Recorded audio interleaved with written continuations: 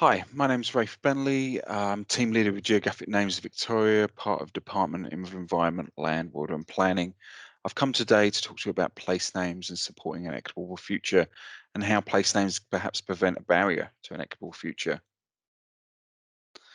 So before I begin, I just thought I'd give you an idea of where Victoria is. I work for the state of Victoria. The map that you can see at the moment is Geoscience Australia. That's our national mapping agency. Victoria is down here in the Pacific Southwest. Victoria is approximately 91,000 square miles. It's about the size of the United Kingdom or a little smaller than the US state of California. Victoria's population is drawn from some 160 different nationalities and numbers over 5 million. The image you can see on the screen now is VicNames, our register of geographic names, which includes around 250,000 roads and place names. So geographical names are labels and descriptions of the places we inhabit, the streets we live on, features we pass, parks and reserves we spend time in, the leisure centres and recreation facilities where we exercise. Place names help us to identify important historical and cultural significant locations and features. They commemorate and acknowledge our past. They help us define ourselves and our place within society. They provide our community with a reference point for what makes us unique. Without appropriate processes and procedures in place to name places, emergency services wouldn't be able to operate efficiently, and we would not get our mail. And we might end up with 7 towns all commemorating the same person. So these are some examples here of how we're ensuring equitable future through place naming. Lala Begawa Park means stones and mountains in Jajarawong language. Warrior Woman Lane recognises a traditional owner, Aboriginal rights activist. Budge Bim means high head, UNESCO World Heritage Site, named using Gundit Miring language in the southwest of Victoria. And Melbourne, the capital city of the state of Victoria, named after a UK Prime Minister. And an example from Texas, inappropriately named lake was renamed to Lake Henry Doyle. So we can clearly see that names change sometimes to ensure equitable future.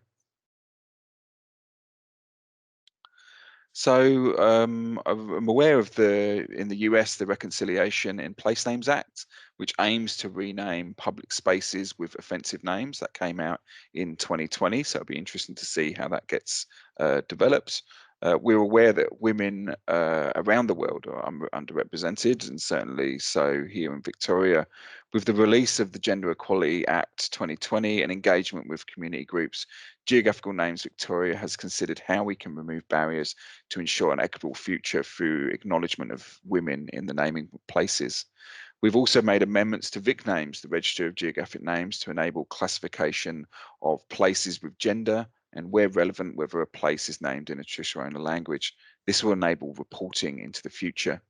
In addition, amendments have been made to the naming rules to better support and encourage the use of traditional owner languages and specific principles relating to gender equality and equity, and an update to the principle regarding offensive and derogatory names.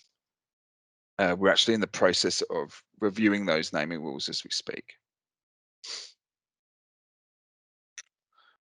Globally, the global Black Lives Matters protests have seen some communities wanting to rename places within Victoria. Naming rules provide the process to support communities to advocate for changes in names. For example, in Victoria, there are places named after colonial settlers who, in reviewing their history, are no longer held in high regard by the community. Other names are considered offensive and derogatory, such as places named using the term Jim Crow. There are active campaigns to see such places renamed. One overarching principle of our naming rules is that names need to be enduring and should only be changed for reasons that relate to public safety or if names are considered derogatory. This kind of feeds into the US Reconciliation in Place Names Act. So yeah, we'll be watching that closely. Place naming supports the Sustainable Development Goals, as standardized names of places and roads are required for delivery and effective reporting of the majority of the SDGs. Through place naming, In compiling a naming proposal, naming authorities are encouraged to indicate how individual naming proposals align with a particular SDG. For example, Goal 5, gender equality, and Goal 10, reduced inequalities. I would see this as a way to remove barriers to enable commemoration of women and allow diversity in the naming of places.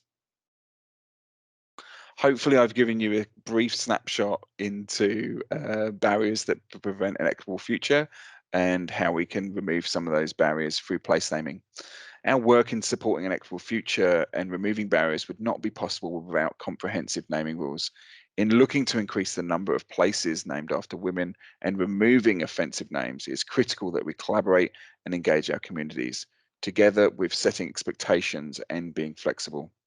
We need to ensure communities understand the importance and meaning of a name to provide a strong link to place, preserving culture and preserving culture and removing barriers to enable an equitable future.